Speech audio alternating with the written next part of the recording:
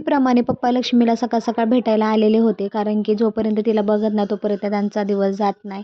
तिला भेटले आणि लक्ष्मी पण त्यांना बाय बाय करायला लागली. मग त्यांना उशीर झाला म्हणून ते कामाला गेले. फ्रेश वगैरे झाले आणि मग चपात्या करायला घेतल्या. लक्ष्मी चांगली खेळत होती म्हणून म्हणलं पटकन चपात्या करून घ्याव्यात. चपात्या बनवत बनवत विचार करत होते की भाजीला काय बनवू पण काय सुचतच नव्हतं. मग आठवलं की लसणाची चटणी बनवून घ्यावी. मग उकळीमध्ये लसूण आणि मिरची पावडर अशी कुटून घेतली. त्याच्यानंतर कढईमध्ये तेल टाकलं. तेलामध्ये टाकली मोहरी चांगली तडतडली की जो कुटून घेतलेला लसूण होता तो पण त्याच्यामध्ये टाकून दिला.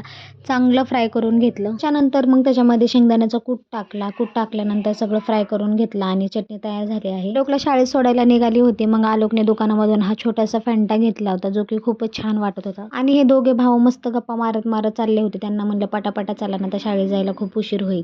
मग आलोकला शाळेमध्ये सोडलं आणि घरी आले. घरी आल्यानंतर अगोदर जेवण करून घेतलं. बसल्या बसल्या म्हणलं थोडं एक्सपेरिमेंट करून घ्यावा. तर हे पैंजण आहे ते मी आता क्लीन करणार आहे, तुम्हाला दाखवते.